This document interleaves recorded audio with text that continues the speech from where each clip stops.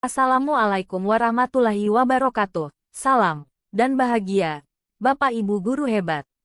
Saya Husniah, SPD calon guru penggerak, Angkatan 10, dari SMA Negeri 2 Majene, Provinsi Sulawesi Barat. Pada kesempatan ini, saya akan menyajikan aksi nyata modul 2.3, coaching untuk supervisi akademik.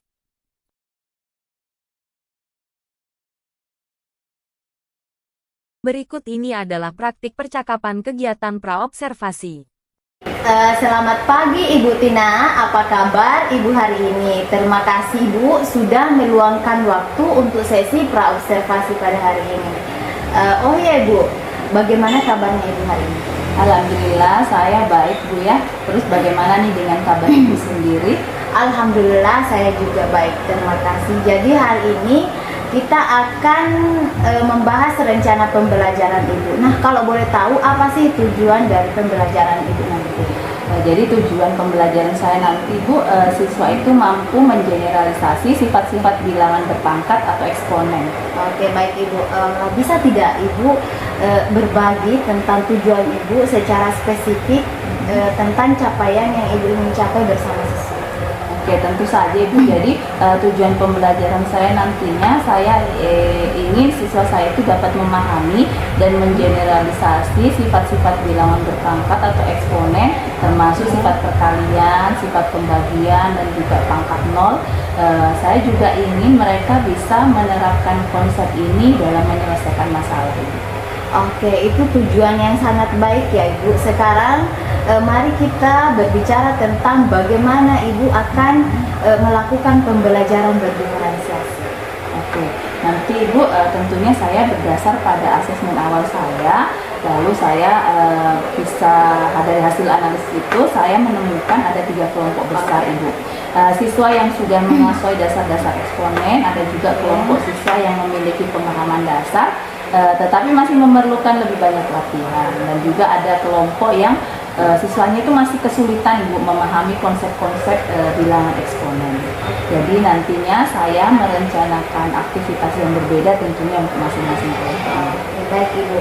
Nah kalau begitu, bisakah Ibu menceritakan secara spesifik bagaimana perlakuan Ibu terhadap ketiga kelompok tersebut? Baik Ibu ya. Untuk kelompok pertama Bu, yang saya bayangkan itu saya akan memberikan tantangan masalah yang lebih kompleks gitu ya Bu ya. Tentunya ini akan menjadi hal yang memotivasi mereka. Lalu untuk kelompok kedua itu akan mendapatkan latihan tambahan dan bimbingan. Kemudian untuk yang kelompok yang belum paham itu ya, masih kesulitan itu, saya akan memberikan pengajaran ulang dengan menggunakan manipulatif visual Ibu ya. Itu akan ada media di situ yang saya gunakan untuk membantu kelompok tersebut memahami konsep dasar bilangan eksponen. Oke, baik, pendekatan yang sangat baik ya Ibu. Nah, bagaimana Ibu akan memastikan bahwa setiap siswa mendapatkan perhatian yang cukup selama proses pembelajaran berlangsung? Jadi saya berencana untuk menggunakan strategi rotasi kelompok ya Ibu ya, di mana saya nanti akan berkeliling untuk memberikan bimbingan di setiap kelompok dan juga bantuan tambahan tentunya sesuai dengan kebutuhan belajar mereka.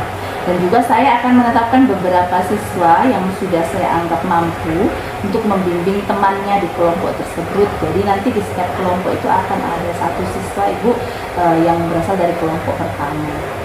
Oke, baik. Jadi sangat bagus sekali ya saya mendengar Ibu akan melakukan sebuah aktivitas yang menunjukkan di mana ada sebuah rotasi kelompok. Nah, bagaimana Ibu akan menilai pemahaman siswa selama dan setelah proses pembelajaran nanti? Saya akan menggunakan penilaian formatif tentunya Ibu ya, seperti pertanyaan lisan mungkin atau kuis singkat gitu ya, tentunya yang akan saya laksanakan di akhir pembelajaran.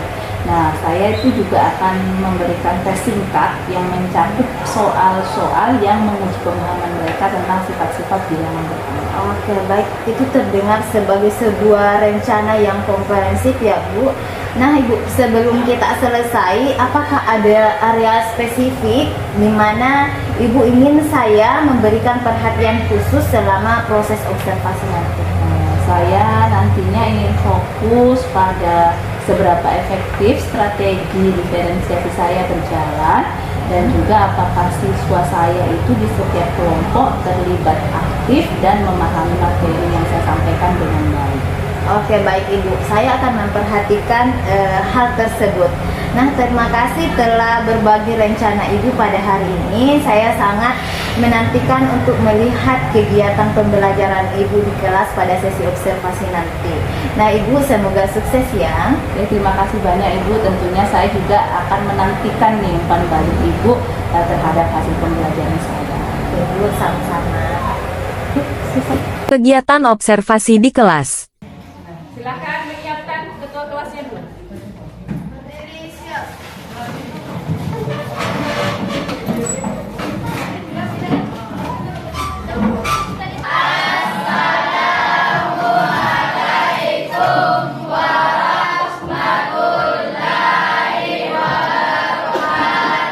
Waalaikumsalam warahmatullahi wabarakatuh.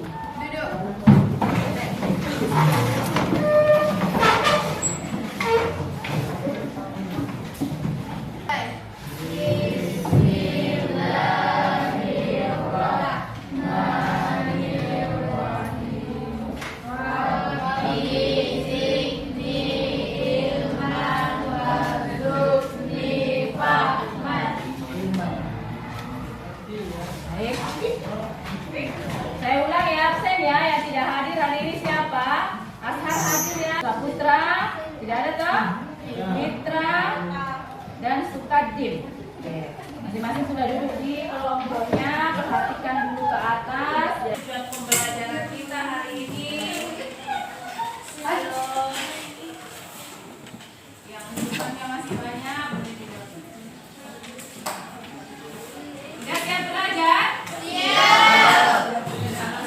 Perhatiannya ke sini. Boleh diputar dulu kursinya supaya nanti takutnya kepala kamu.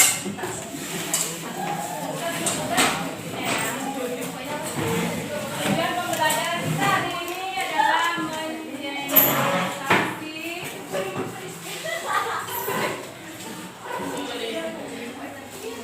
sifat-sifat eksponen atau bilangan berpangkat ya.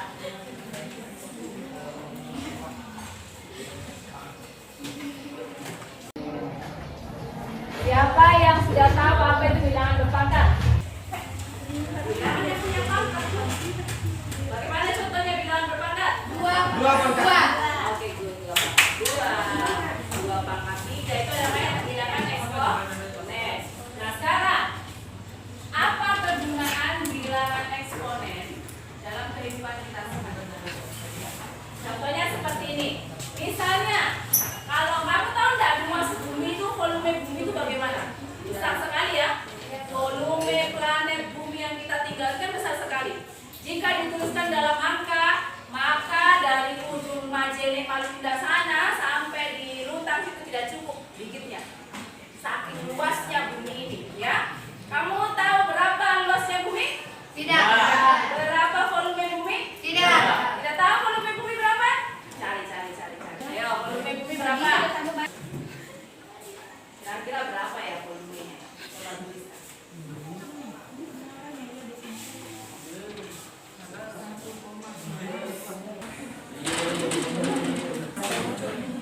Ah, ya. 10 pangkat 79 miliar kilometer kubik. Kubik itu berarti berpangkat tidak. Biasanya kok. Kalau ini kita tuliskan dalam bentuk bilangan, misalnya contohnya 32 dan seterusnya ya, itu akan panjang sekali, tidak akan cukup. Makanya ada namanya bilangan eksponen. Jadi ini nanti kalau dalam bentuk eksponen akan dituliskan sendiri. 1079 miliar, berarti kalau miliar itu berapa? Miliar itu berapa? Miliar itu berapa digit nolnya? 10 pangkat 9.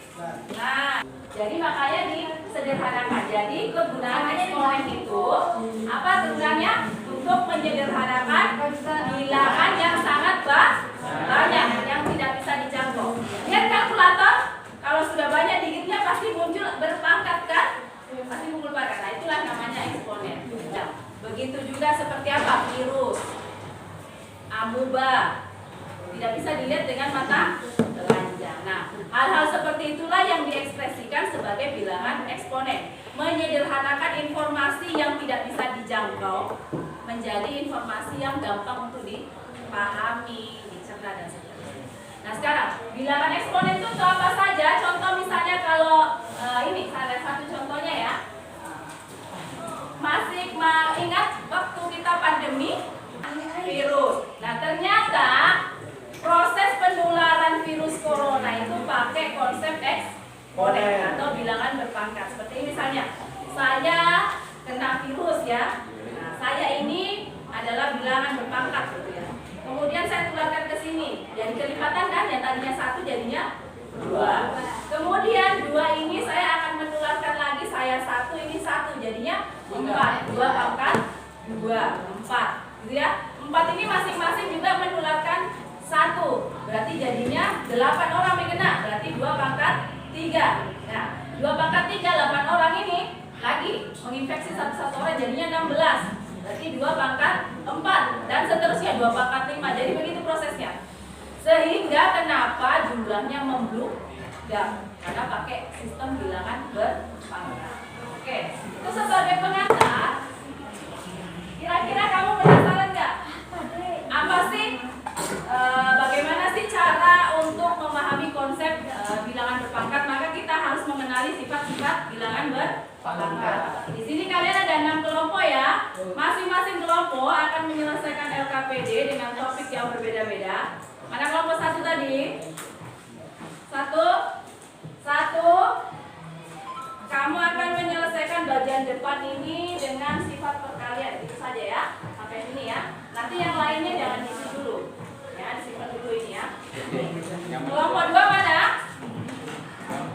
Kelompok 2 akan menyelesaikan bagian depan ini tentang topik, lalu diteruskan dengan sifat pembagian. Yang ini simpan dulu ya. Berarti nanti lanjutannya ini ya. Yang ini kosongkan. Ketik. Ini kan dibagian. Kamu nanti dapatnya adalah sifat pembagian kelompok ya. Yang wajib adalah bagian depan dengan sifat pembagian. Ini nanti ya kerjanya nanti. Kelompok 3. Oke.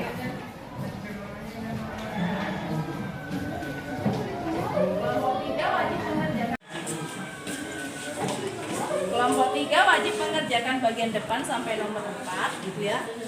Perkalian tidak, pembagian tidak. Tapi perpangkatan yang ini. Nah, ini yang wajib ya. Ini yang wajib. Ini nanti setelah kamu ada kegiatan rotasi kelompok ya. Kelompok 4. Kelompok 4 wajib mengerjakan bagian depan. Ini sampai nomor 4. Ini enggak ya. Ini sudah tidak, ini juga tidak, tapi ini wajib ya. Nah ini disimpan dulu nanti. 5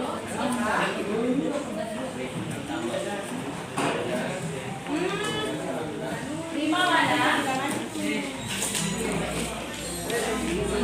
Ini wajib tulis sampai 4 ya. Kemudian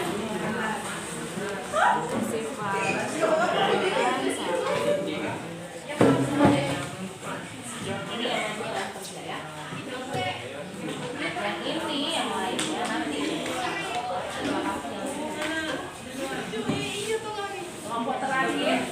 Nah, sini kan ya. Lalu ditambah dengan Bu.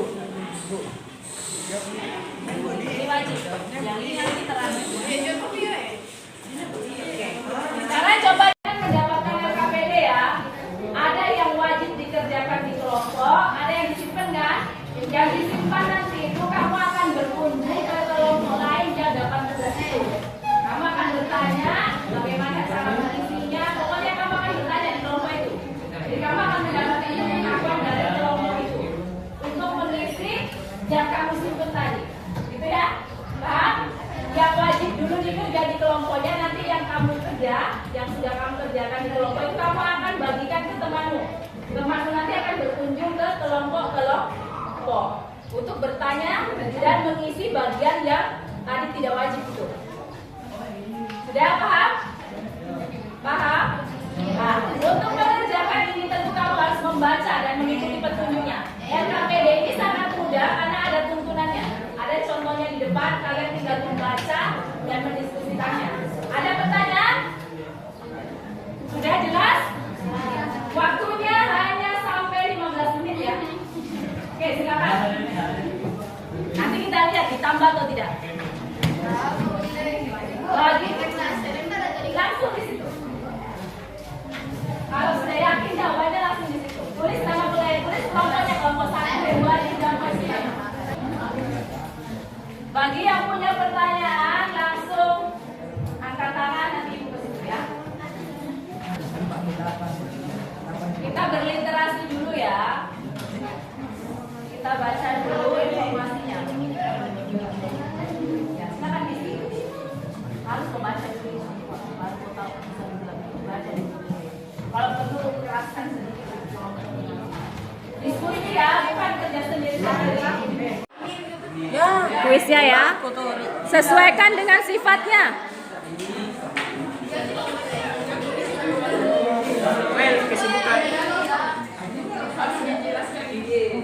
Wih.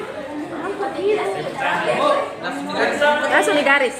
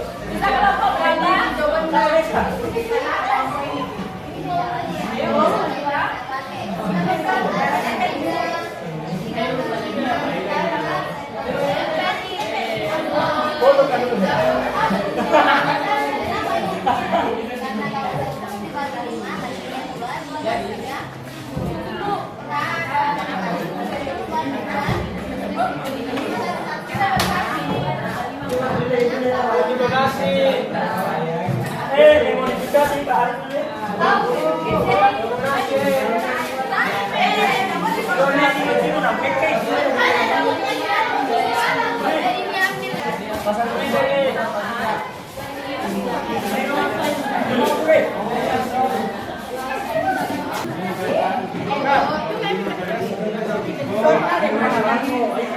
Jelaskan.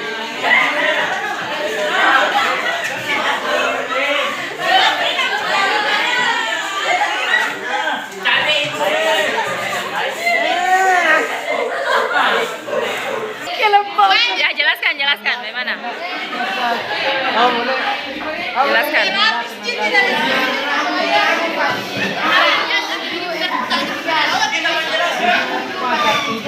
Kali 4 pangkat 3. Ya maksudnya dia.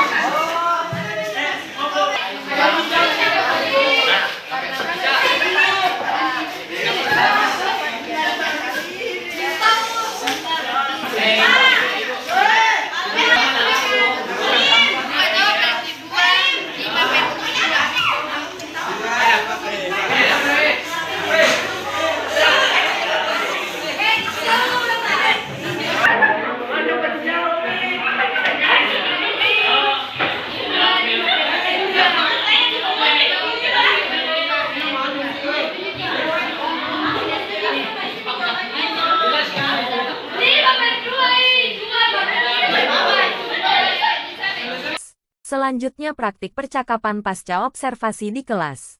Assalamualaikum warahmatullahi wabarakatuh. Ibu Tin, apa kabarnya hari ini? Waalaikumsalam Ibu Husnia, Alhamdulillah saya dalam keadaan baik. Bagaimana dengan Ibu sendiri? Oke, baik, Alhamdulillah saya juga Alhamdulillah hari ini sangat baik. Oh ya Bu, kemarin kita sudah melakukan kegiatan pra, kemudian kita sudah melakukan kegiatan observasi. Nah hari ini sesuai dengan kesepakatan bersama kita akan melakukan pasca observasi. Nah Ibu, sebelum saya jauh masuk memberikan pertanyaan lebih dalam, saya ingin bertanya kembali tentang tujuan pembelajaran yang kemarin Ibu ingin capai dan area pengembangan yang khusus Ibu ingin kembangkan di situ. Baik, untuk tujuan pembelajaran saya di mana peserta didik nantinya mampu mengeneralisasi sifat-sifat bilangan berpangkat atau eksponen ya Bu. Kemudian area yang ingin saya kembangkan adalah bagaimana strategi pembelajaran berdiferensiasi, terutama diferensiasi konten dan juga proses itu yang terlaksana di kelas saya. Oke, baik. Oke. Jadi diferensiasinya ya, di kemarin juga saya menggarisbawahi bahwa Ibu menekankan di bagian di role playing yang dimana setiap kelompok melakukan rotasi kelompok. Oke, baik, selanjutnya Ibu. Nah, saya mau bertanya kepada Ibu perihal kemarin, menurut Ibu hal yang sudah baik Ibu lakukan dalam proses pembelajaran di kelas. Baik, dari hal yang sudah baik itu tentunya apa yang sudah saya implementasikan itu sesuai dengan apa yang saya rencanakan di modul ajar saya. Kemudian siswa juga terlihat partisipasi aktifnya sudah bagus, di mana setiap anggota kelompok terpantau di observasi itu tidak ada yang tidak beraktivitas. Kemudian juga asesmen formatif berjalan dengan lancar, termasuk juga adanya motivasi berkompetisi antar kelompok untuk menyelesaikan tugas-tugas baik pada LKPD maupun juga di asesmen formatif dalam bentuk kuis itu ya Bu ya. Iya. Jadi betul sekali ya Bu, saya juga kemarin memperhatikan bahwa kegiatan pembelajaran Ibu sudah berjalan dengan baik. Nah kemudian Ibu, menurut Ibu proses pembelajaran kemarin apa masih ada yang perlu ditingkatkan atau ada yang masih kurang begitu?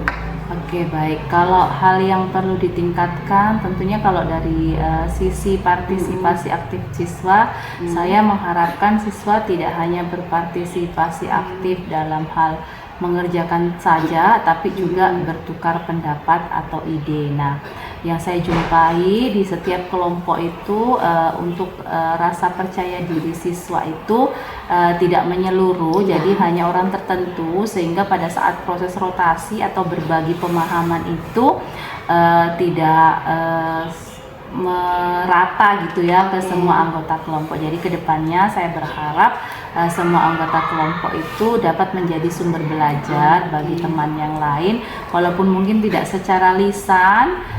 Nanti saya juga ingin memikirkan strategi apa selanjutnya itu yang masih kurang, dan juga manajemen waktu saya agak keteteran pada saat itu. Oke, baik Ibu.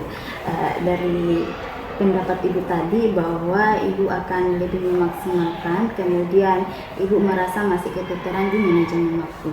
Nah, menurut Ibu, rencana yang dapat Ibu lakukan untuk mengantisipasi ke hal tersebut apa kira-kira? Oke, kalau untuk mengantisipasi yang mana dulu nih Bu? Kalau yang partisipasi aktif siswa, tentunya harus dilakukan asesmen lebih dalam lagi mengenai kesiapan belajar siswa, karena memang kemarin pada saat asesmen awal itu, karena ini masih kelas permulaan ya, saya juga masih mengenali, masih belajar tentang karakteristik peserta didiknya. Jadi kedepannya ini saya lebih menggali lagi supaya di tiap kelompok itu merata gitu ya, ada siswa dengan keterampilan untuk bisa mempresentasikan hasil belajarnya. Jadi nanti dari tiap kelompok itu akan dimasukkan siswa-siswa dengan karakteristik seperti itu, sehingga nanti ketika rotasi kelompok atau sesi berbagi itu semua kelompok bisa membagikan hasilnya dengan cara yang lebih komunikatif dan juga bisa memberi pemahaman kepada teman-temannya yang lain. Kemudian dari segi manajemen waktu, sebenarnya waktunya itu kalau dicukupkan sih cukup. Hanya saja di kelas itu seperti yang Ibu lihat itu terjadi siswa yang kemampuan hitung dasarnya kurang, sehingga pada saat kita mau proses untuk menjelaskan ke bagian yang lebih kompleks itu akan susah, berarti kita harus mengulang lagi di bagian dasar. Nah, itu yang mengambil waktu sebenarnya di situ, sehingga keteteran waktu di situ. Dan mungkin kedepannya saya berpikir untuk bisa berkolaborasi gitu ya bersama sesama guru rumpun matematika untuk bagaimana nih menyelesaikan masalah atau tantangan utama siswa dalam hal hitung dasar. Gitu. Oke, baik. Jadi tadi Ibu sudah mendapatkan solusi ya. Nah, untuk tanggung jawabnya Ibu sudah mengucapkan tadi bahwa nantinya ke depan Ibu akan melakukan kolaborasi bersama dengan rekan. Nah, Ibu, selanjutnya saya sudah mendengarkan daripada pemaparan dari Ibu. Izinkan saya memberikan refleksi terhadap proses pembelajaran dalam kegiatan kemarin. Nah, menurut saya sesuai dengan pernyataan Ibu tadi bahwa benar proses pembelajaran sudah sesuai dengan apa yang diharapkan di awal. Kemudian pembelajaran berdiferensiasi konten sama prosesnya sudah terlihat, dan area pengembangan yang Ibu ingin perlihatkan tentang pembelajaran role playing atau rotasi kelompoknya di situ itu sangat baik dan menginspirasi bagi saya pribadi juga. Namun sedikit sesuai dengan yang Ibu dapati juga bahwa yang ingin Ibu perbaiki ke depan tentang manajemen waktu. Nah, di situ juga saya dapatkan bahwa manajemen waktu yang agak keteteran di situ. Nah, selanjutnya Ibu, ini sudah di luar daripada daripada alur, saya ingin menanyakan bagaimana kira-kira Ibu dapat mengantisipasi manajemen waktu tersebut. Oke. Kalau berdasarkan tadi yang saya katakan ya Bu ya, saya akan membangun kolaborasi. Tentu kolaborasi itu dimulai dari komunikasi gitu. Saya berkomunikasi untuk menggali ide bersama guru matematika, karena kalau masalah ini tidak bisa diselesaikan di dalam kelas secara masing-masing, jadi memang harus diselesaikan secara bersama.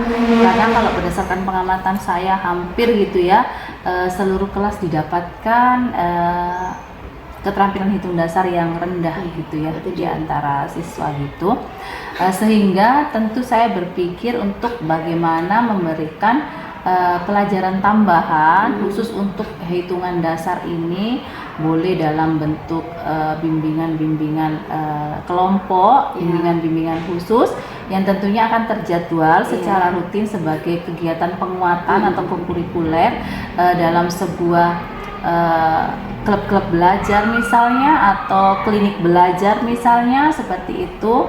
Jadi saya berharap nantinya siswa-siswa itu akan diberikan pelatihan keterampilan dasar hitung untuk mempersiapkan mereka untuk bisa lebih siap lagi belajar di kelas. Tentunya juga hal ini membutuhkan dukungan dari berbagai pihak, terutama guru matematika nantinya sebagai pelaku yang akan membimbing siswa-siswa. Nah, nanti akan dikembangkan dengan strategi tutor sebaya gitu ya Bu ya, dimana kita akan merekrut siswa-siswa yang kemampuan hitung dasarnya sudah baik untuk dijadikan mitra oleh guru matematika dalam hal membimbing anak-anak ini. Nah, nanti itu memang harus kita evaluasi supaya kita tahu hasilnya seperti apa. Oke, baik.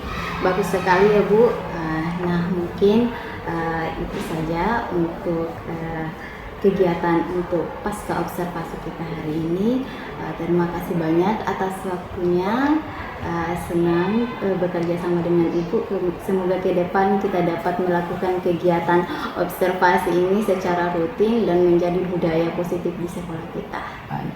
Terima kasih juga untuk masukan yang Ibu berikan. Terima kasih sama-sama. Menyaksikan video saya, salam guru penggerak, tergerak, bergerak, menggerakkan.